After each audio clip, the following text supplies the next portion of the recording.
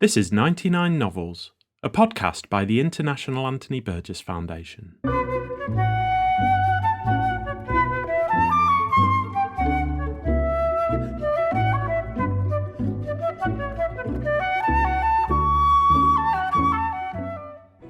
In 1984, the writer Anthony Burgess selected his 99 favourite novels in English since the outbreak of the Second World War.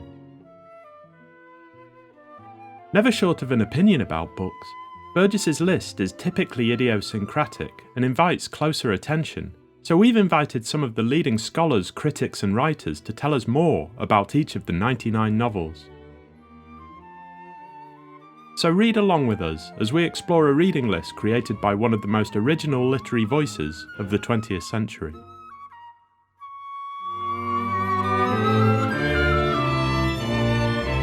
In this episode, writer and academic Sarah Graham leads us through the 1940s Manhattan of The Catcher in the Rye by J.D. Salinger. Published in 1951, The Catcher in the Rye follows Holden Caulfield, a bereaved teenager who recalls a weekend spent in Manhattan after he's expelled from boarding school. As he tells his story of wandering the streets looking for some form of connection in seedy hotels, bars and nightclubs, he gradually reveals his own state of mind and his desire to rebel against a society that he doesn't understand. J.D. Salinger was born in New York in 1919, after participating in some of the most consequential battles of World War II. He began writing short stories for The New Yorker, many of which centred around the Glass family.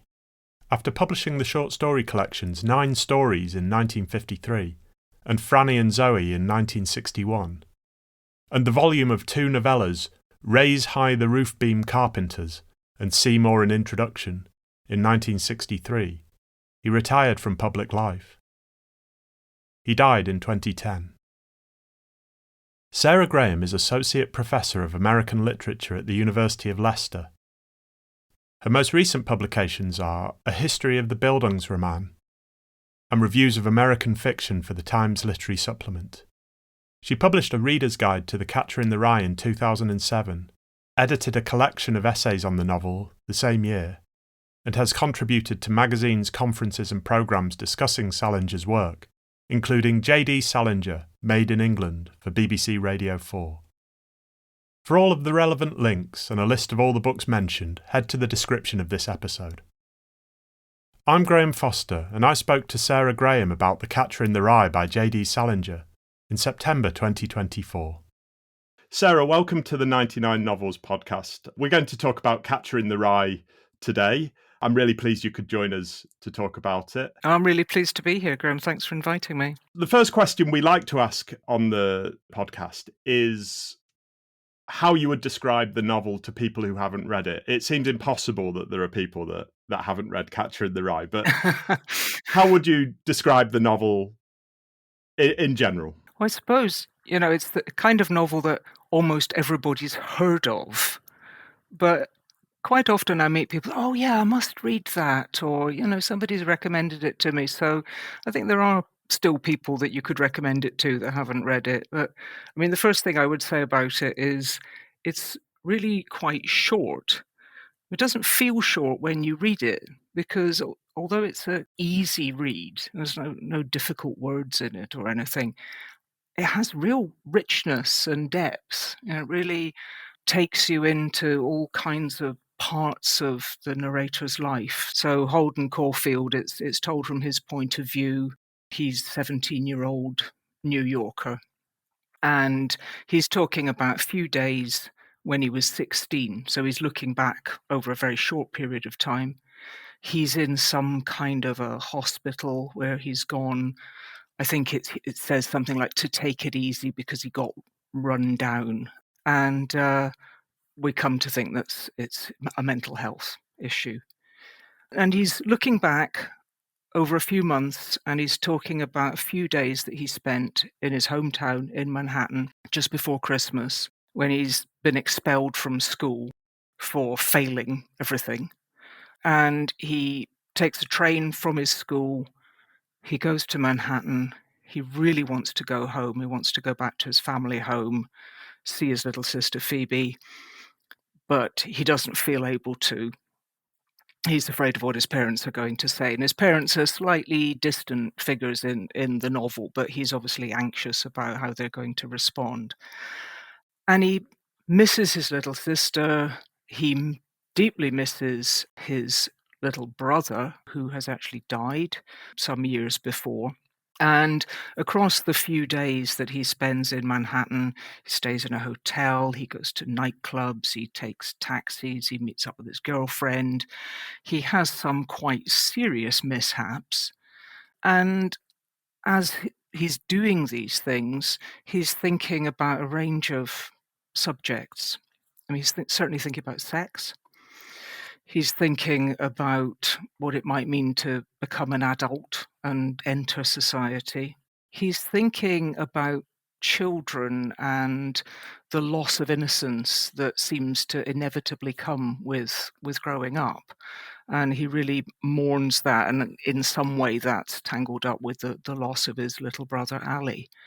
As I say, I think it's a small but rich book, and it's the kind of text, I've read it many times, and I always spot new things in it. And when you try to describe it, so well, this happens, that happens, that happens, that happens. It's quite episodic, but it's the movement of Holden's mind as he's thinking about his life, his anxieties, and what's already happened to him that makes it so rich.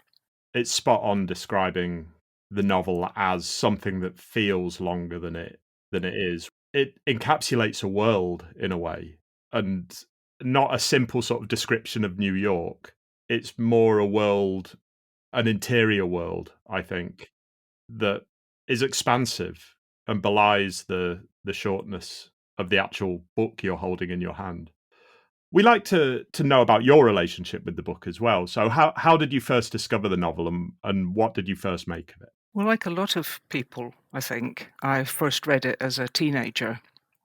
I think I found it on the bookshelf at home, must have belonged to my parents, and I really liked it. And I really loved this central character, Holden Caulfield. I found it very funny. I really liked his voice, his turns of phrase. I think probably I shared some of his anxieties about growing up, and probably some of his anger at an adult society that seems to be stacked against the young. So it seemed to resonate, even though he was a boy in the 40s and I was a teenage girl in the early 80s. So in the logical thing would be there's no way to connect with that character, but I really did. I liked it, and what I didn't realize was that it was a really famous book. I didn't realize that it had a kind of cultural touchstone quality to it, that lots of people knew about it. I was actually a bit disappointed when I found out that it was really famous, because there's something, I mean, I guess on reflection, there's that kind of intimacy that the narrative voice creates, because it's all, well, if you want to hear about it, if you really want to know, there's a strong sense of Holden talking to the reader as if you're in the room with him. So you get that sense of you sort of developing a kind of special relationship with him. So finding out that millions of other people had done that as well was a bit disappointing. But I think what I did like when I found out that it was quite famous was that I realized that it signified a certain kind of attitude, in the same way as liking maybe certain bands, or, I mean, in the 80s, the early 80s at least, James Dean was a big figure. Everybody, I don't know why, had a poster of James Dean, so there was something about the 50s and rebellion and connecting through cultural product when you're young, that it really fitted into that. So, I liked it for all those reasons. And then I came back to it later on when I was starting to teach in a university, and I put together the module about adolescence in American literature, starting with The Catcher in the Rye. So I've had a bit of a lifelong relationship with the novel. You mentioned first reading it as a teenager, which is most people's first contact with the book, whether that's through school or whether they picked it up because it's been recommended. But like no other novel that I know, it's a novel that when you return to it at different ages, it seems to change meaning.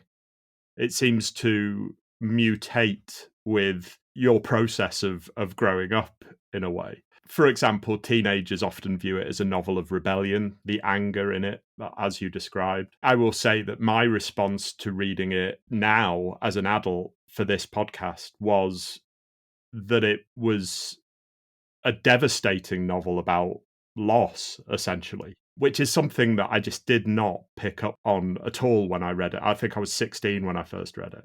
Does this match your experience of returning to the book at different ages? And why do you think it is open to these various readings? It does seem counterintuitive, doesn't it, that something that's so particularly of a moment, the late 1940s, in not only in the United States, but in Manhattan, a very, in many ways, very privileged white boy, why a book about him from his point of view should resonate with anybody. It doesn't seem likely. And yet it does seem to speak to people. You know, it's been translated multiple times. It's sold millions of copies around the world. There are all kinds of places where Salinger remains hugely popular, principally on the back of The Catcher in the Rye. So that doesn't seem likely, and yet it absolutely seems to have happened. And I think it must be partly because you warm to him as a character, you care about him. Oh, I think most readers do. And that it does, as you say, have that capacity to mean differently at different times. And although a lot of people do read it when we're teenagers, and exactly like you, I had that sense of I like the rebellion, and I didn't see the loss. I didn't see the sadness, the trauma almost, and his sense of deep isolation. He's really caught in this sadness about his brother that he can't find a way out of because nobody's helping him find a way out. But perhaps one of the reasons it works the way it does is because it wasn't written for teenagers. It's often given to teenagers now as if it's part of that young adult genre that's so popular now. But it was very much written for adults. So I think, that's partly why it has the capacity to be read and enjoyed and to be affecting for adult readers, and why it resonates differently at different times in your life. And perhaps people read it maybe as a parent feel differently again, and people who've experienced the kind of loss that he's done, it will speak differently. But one of the reasons that it keeps getting banned in the United States, it keeps getting banned from high schools and has done ever since it was first published, is that there's been this kind of slippage between a book about a teenager and a book for teenagers, and it's not really, or certainly wasn't then, intended to be for teenagers at all. You briefly mentioned Salinger's other work. We don't have a lot of examples of Salinger's work in the world at the moment. There are rumors that there are more coming. His safe at his house has been raided by his family, and we are apparently going to get more novels. But where do you think Catcher in the Rye fits into the work we do have? And what's the relationship between the finished novel and many of the short stories that originally appeared in places like The New Yorker? I think Catch in the Rye is almost an anomaly in Salinger's work. It's the only novel that he wrote, and biography suggests that he didn't really want to write a novel at all. He was having some success with short stories and had his ambition was to write for the New Yorker, and the peak at that time would to be a New Yorker first refusal writer. That was what everybody wanted, and I think you could make a very comfortable living just being a New Yorker writer at that time. It was a huge market for short stories. So I think in many ways he would have been perfectly happy to carry on being a short story writer. In fact, he said in a letter, "I'm a dash man, not a miler." So there's a strong sense that he really didn't see himself fitting comfortably into the long form. And actually, the novel could be read as a set of short stories.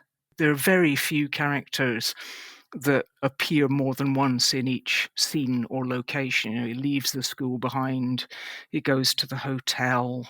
I think Phoebe is probably the only character who recurs because he sees her, he goes to family apartment, and then he sees her again later at school. But almost always he's meeting up with characters that he doesn't see again. So you could, I think, quite comfortably read it as a set of short stories without losing much. So that kind of suggests a short story writer working on a novel somewhat reluctantly. Holden does appear in a couple of his early short stories. So he has a kind of odd publishing history, Salinger, because he did publish short stories before the Second World War in various magazines. Then he had, I think, two stories accepted for the New Yorker, and one of them was going to go into the New Yorker around Christmas 1941. And then the attack on Pearl Harbor happened.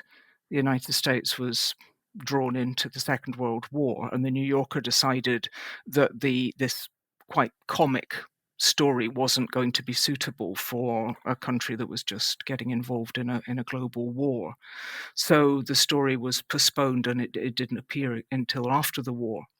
But Holden is obviously in his sights, and there are a couple of stories, one of which is written third person and is quite different from the Catcher in the Rye style, and one where he's trying out the first person, and he goes back to the apartment. It's quite similar, goes back to the family apartment from school. He goes to see his little sister, who is actually more or less a toddler in a cot at that point. So Holden is kind of in his sights. He's obviously thinking about it. He writes Catcher in the Rye more or less while he's on active service with the US Army. So he takes the manuscript away with him. He goes to England. He's stationed in Devon. He's working on the novel there, and as he moves through Europe on active service, and then it's more or less ready by the time he comes back. After it's published, it's fairly successful fairly quickly, and then the success just gets more and more and more as the next sort of 10 or 15 years go on. And he becomes quite famous and doesn't enjoy that. Carries on writing long short stories for the New Yorker, but not about Holden Caulfield, quite often about a different family called the Glass family, and retreats from Manhattan, retreats from literary life, and becomes either very private or quite reclusive, depending on your point of view. Lives in Cornish, New Hampshire for the rest of his life, repelling fans who come to try and visit him, and supposedly continuing to write, but just for himself, not for publication. And that's the material that ever since he died, there's been rumors it's going to be published, but none of it has appeared. I mean, when he died, we were told there was going to be lots fairly soon. And nearly 10 years later, there's still nothing. I'm really interested that you mentioned the war and Salinger's experience writing the novel as an active soldier. Burgess, in his review in 99 Novels, suggests that Holden's rebellion is inspired by, and this is a quote, a ghastly war and a ghastly pseudo-peace, which presumably means the Cold War. Holden, in one of the short stories, first appears as a soldier, and the short story is about the war. Do you think Catcher in the Rye can be viewed as a novel about war generally? And how do you think it has been inspired by Salinger's own wartime experience? It's a difficult question to answer. I mean, trying to map Salinger's own experience onto the novel. I don't think it's a novel about the war. in the sense of war fiction as we would generally think of it. Holden does express some anti-war sentiments, and he refers to the atom bomb and says, if they drop that, I'm going to make sure I'm on top of it, basically. So he does comment in a way that I think we might compare to the anti-war protests maybe of the 60s, where we saw students protesting against the Vietnam War. But it's not really a novel about war. It's about conflict, I guess, and war plays a part in that, but a lot of it is about emotional conflicts. But Salinger did write quite a lot about the war. Interestingly, there's a real change in how he writes about war from the early part of his career before the wars happened. He writes some quite saccharine little short stories about hapless army recruits, and actually one of them's reproduced in an anthology for soldiers called the Kit Book, which was given to American soldiers. It's got cartoons in it and short stories and things to just while away the boring hours, I guess. And it's a very unchallenging kind of pro-service, pro-army story. Just before the US entered the war, there's quite a touching story that wasn't collected. Some of his short stories were collected and published, and they're published as Khwarizmi with Love and Squalor, or as 9 stories in the US. But he did write a story that was quite wistful about the idea of all the young men that were going to be drawn into the war and who weren't going to come home. And as you say, Holden Caulfield appears as a sort of version of him as a soldier who's been killed or is missing in action. So the war kind of creeps through his work and becomes more explicitly anti-war as time passes. So in that sense, I think there is a strong sense of influence of the war in his work, and Salinger's position as somebody who's caught up in a conflict and obviously had some intensely difficult experiences on active service, but is capturing the right about war? Not really, I don't think. The most you could say is that it's about the experiences of coming home from war in a way. It's almost as if Salinger is describing post-traumatic stress with Holden's mindset in the novel. Yeah. I mean, beyond the mentions of war, I think he mentions his brother stormed the beaches at D-Day. Is that right? Yes. The war seems to be a shadow over the novel rather than something that the novel is tackling directly. Yeah, I think that's a good way of describing it, that it's a shadow cast over the novel. And that sense of loss of innocence, that preoccupation with children losing their innocence, becoming corrupted, which Holden frames as growing up, reaching puberty, becoming interested in sex or confused about sex. I think you could say mirrors a loss of innocence experienced by the nation through the war, that there's been loss and there's been loss of innocence. Yeah, and the grieving of Holden's younger brother, it's almost like a soldier left behind in Europe or wherever, and Holden's come back to deal with the consequences of that. And that sense of he doesn't really know what to do with that grief. Quite early on in the novel, he says, that he smashed the windows in the garage through grief, that rage that he has at the injustice of his little brother dying. But there's no sense, as there would hopefully would be now, of him being nurtured or helped to manage his grief. He's just sent back to school, and he's failing in school. He doesn't fit in. He feels alienated everywhere, really, apart from when he's spending time with his little sister. And he doesn't state that that's because he's grieving his brother. and that there's this incoherent grief that's got to go somewhere, and he's disillusioned and he's angry and he's profoundly sad. But I think as adult readers, we see that he's been cast adrift really to deal with something awful. So I think that fits really well with your point about war grief and trauma. Beyond the War, as Burgess says, it's inspired also by the pseudo piece that came after the war. I mean, it was written quite close after the war, but do you think it is commenting on a post-war America, the latter half of the 1940s? What was that like in America, and what was Salinger saying about the social aspect or the cultural aspect of America at that point? I agree with you. I mean, it's written in the mid to late 40s. It's published in 1951. So the whole Cold War, I guess, probably hadn't taken hold of everybody's minds the way that it might do later.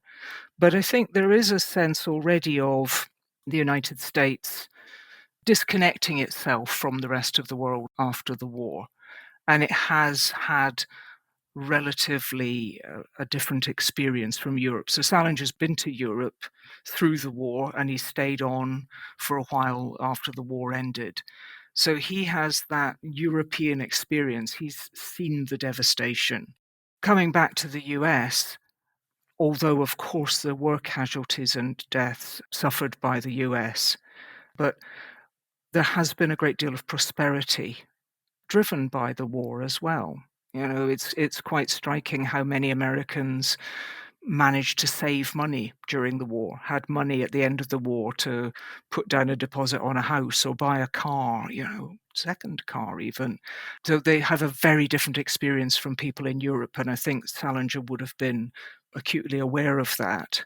So that sense of the US being different, cutting itself off, perhaps being a little self-satisfied with its role in the war and how well it's come out of it. I think that would not sit well with Salinger's experience and his ethos.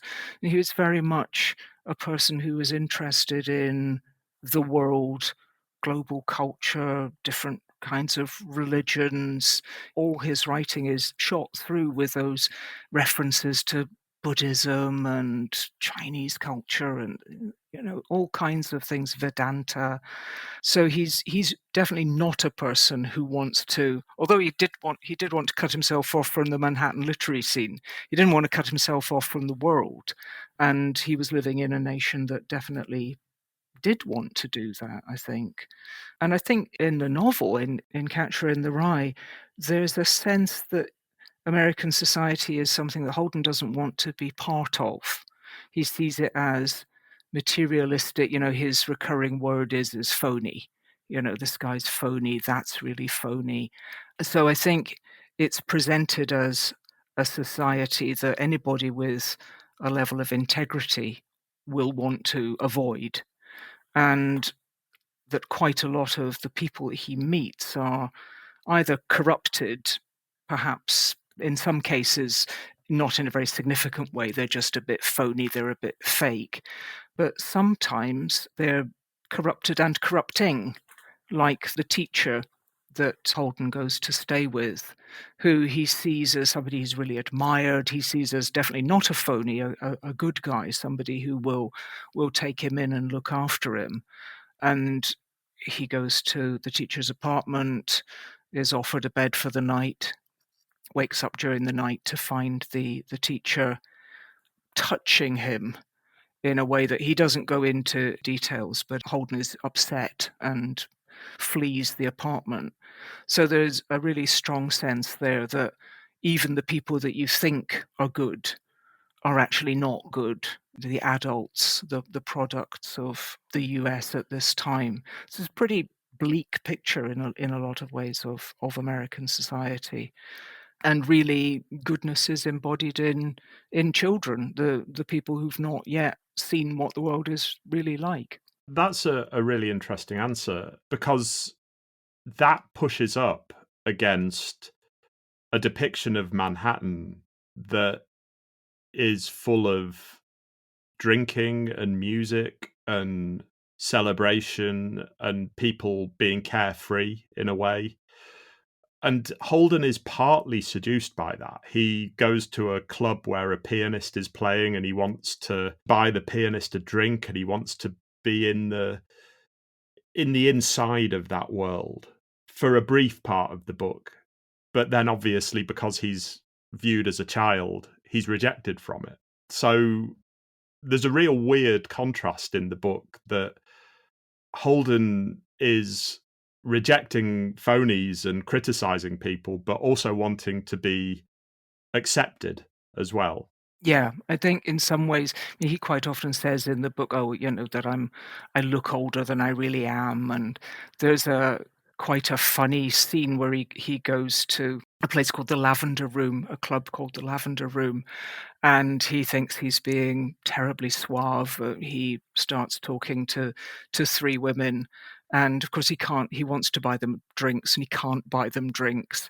But he has this vision of himself as very much more adult than he really is, and he's absolutely outraged when one of them says, "Is your dad available?" So they see him in a way that he doesn't want to be seen. But as you say, at the same time, there's that great ambivalence that he has of, "Well, I want to be seen as adult, but I don't really want to be part of this adult world." And when he talks about the pianist, he says, "Well, if I could play the piano like that, I'd play it in a cupboard." He doesn't want to be the kind of person who does things for acclaim. He talks about I think it's his mother he says, couldn't do a collection for charity unless everybody saw that she was doing a collection for charity.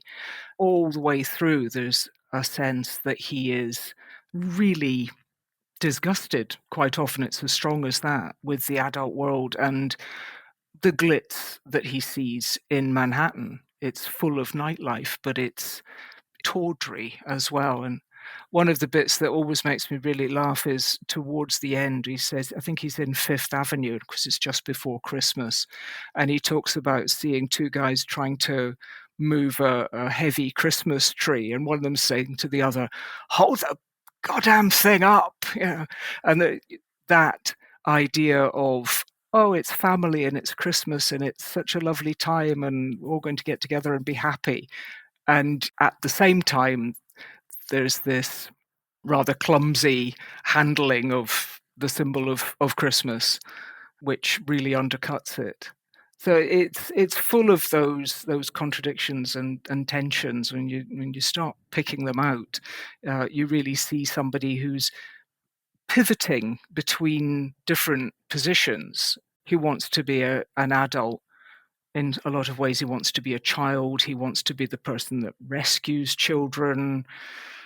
He's disgusted by sex. He's interested in sex, and so on. He's spinning, really uncertain of where to land, and he doesn't really have a sense that where he actually is, that in between place, is a livable position. He needs to be one or the other, and it's driving him mad that he can't occupy either of those positions, adult or child, anymore.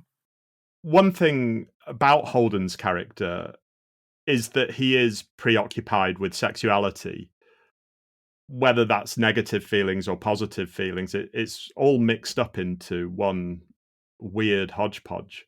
But how can we interpret Holden's relationships to women and to men in the novel who are also viewed as sexual beings by Holden? What do you think Salinger is saying about sexual identity in the novel? It's really interesting, the whole question around sexuality and sex.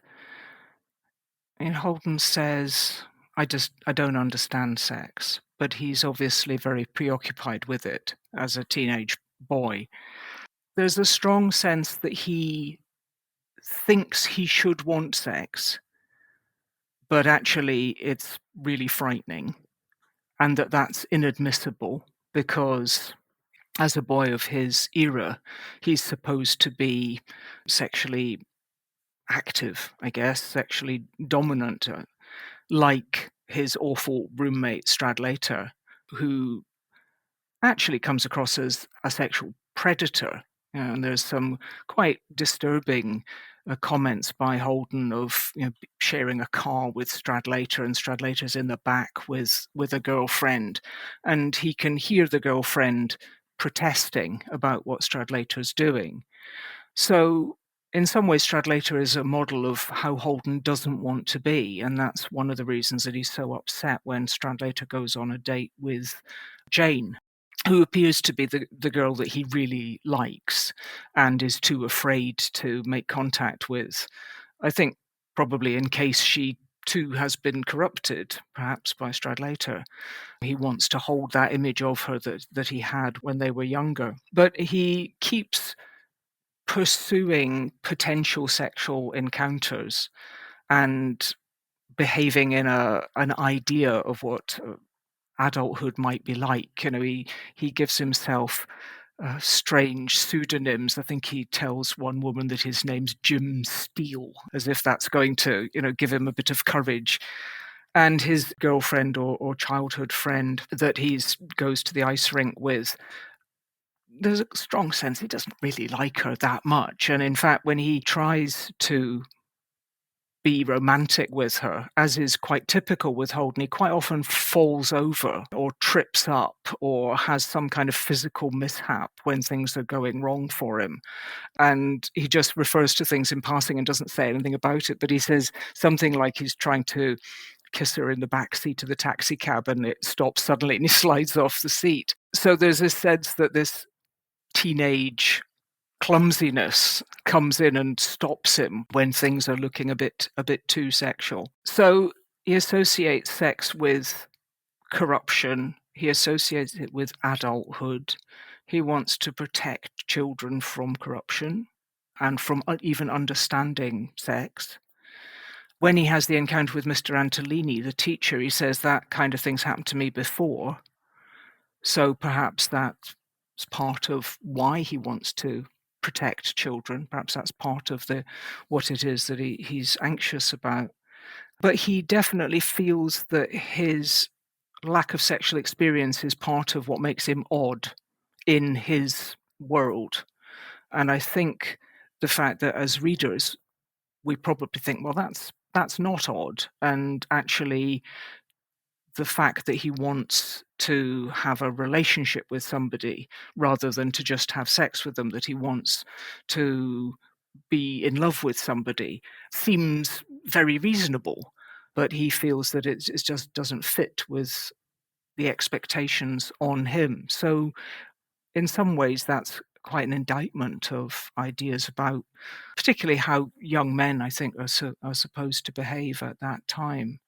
There's a scene as well, which I may be misremembering, but he meets someone at a bar who he thinks is a gay man. And his response to that is not overt disgust, it's a sort of interest. Yet he's as unsure about that as he is with sex with women as well.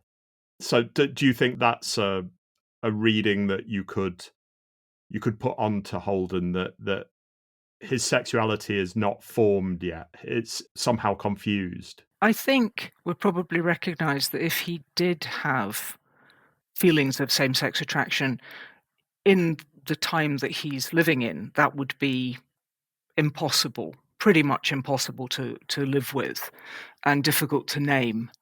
He does express, as you say, a curiosity about homosexuality, but he uses derogatory terms. I think he calls gay men flits, and he suggests that they're very effeminate. But there is a fascination there too.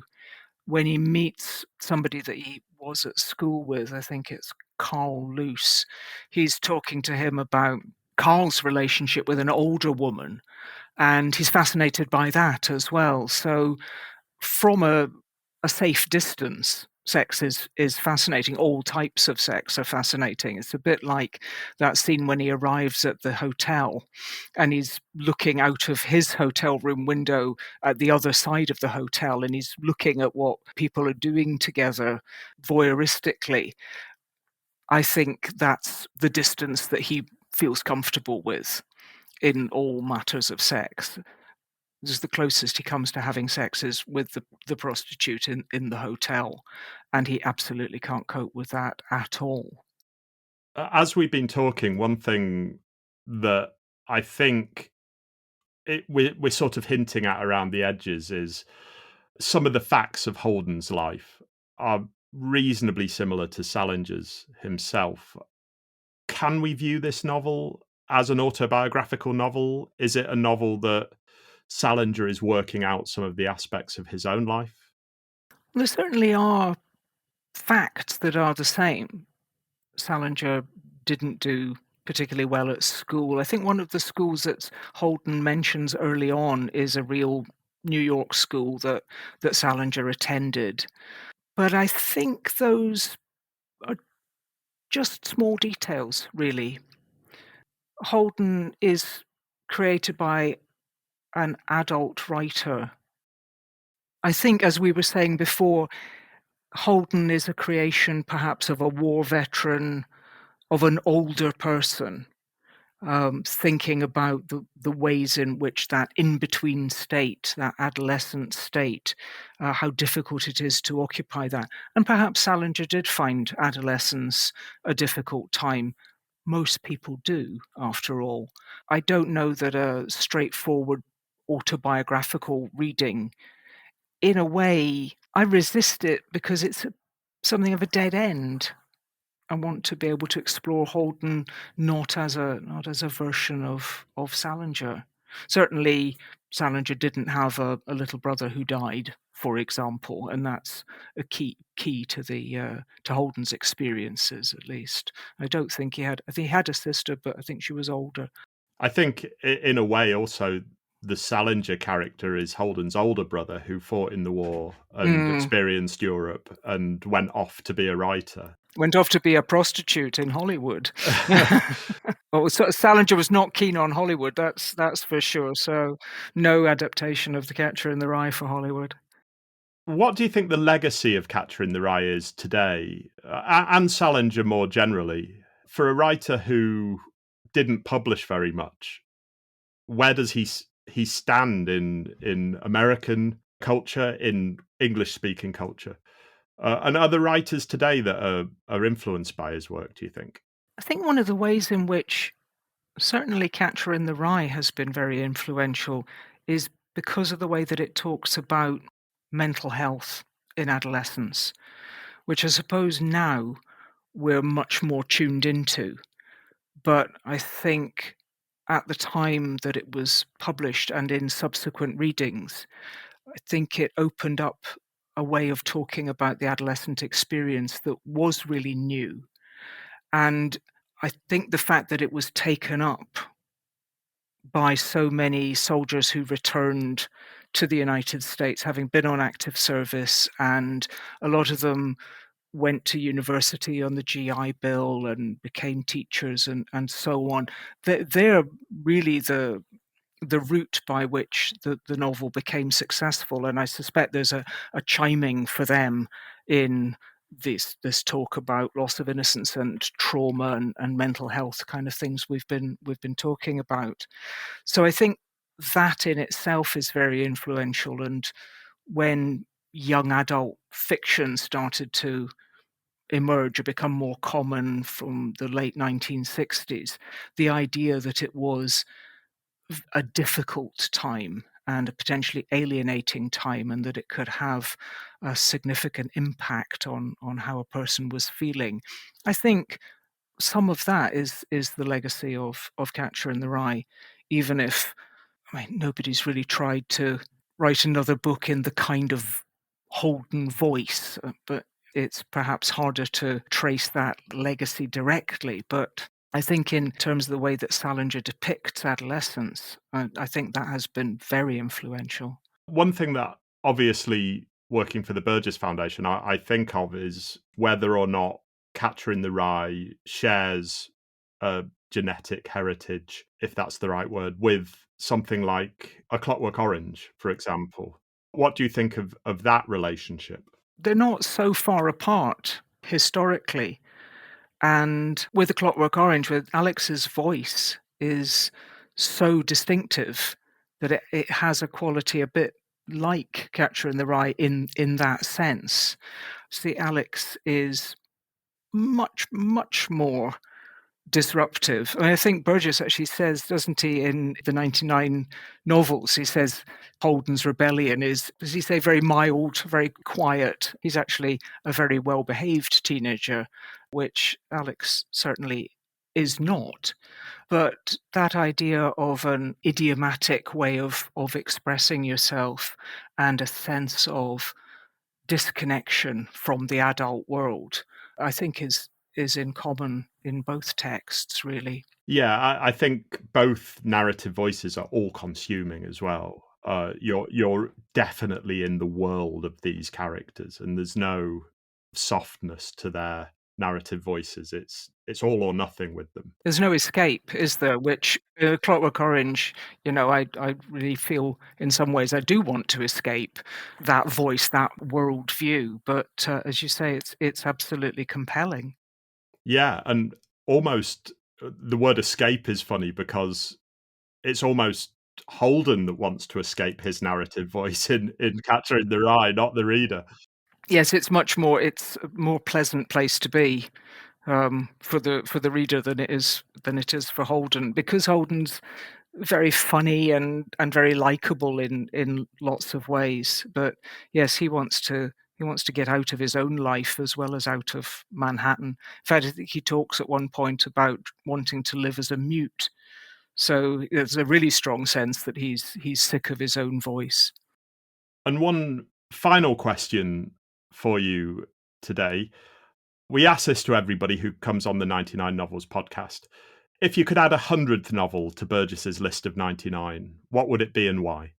I've really chewed this over because there's so many things that I think are great. But what I've chosen is Demon Copperhead by Barbara Kingsolver, partly because it's a novel that I've just absolutely loved, but also it seems like an apt choice for this discussion because there's a really clear lineage from David Copperfield through to Holden Caulfield, through probably A Clockwork Orange, and through to Demon Copperhead, these compelling adolescent voices. I guess Huck Finn is in there as well.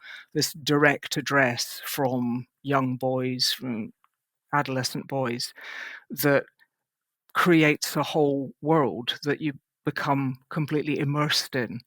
And I think it's a tremendously good novel. And plainly, I'm not alone in that. I mean, it's won the Pulitzer Prize, it won the Women's Prize for Fiction.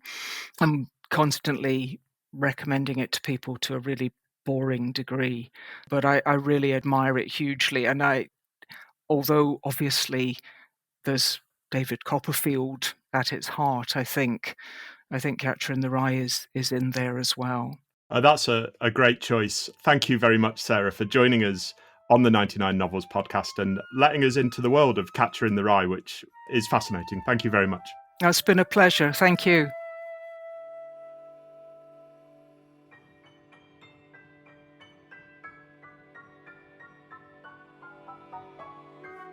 You've been listening to 99 Novels, a podcast by the International Anthony Burgess Foundation. A History of the Bildungsroman by Sarah Graham is available now from Cambridge University Press. Sarah Graham's Reader's Guide to the Catcher in the Rye is published by Continuum and available now. For more information about Anthony Burgess and the work of the Burgess Foundation, visit anthonyburgess.org.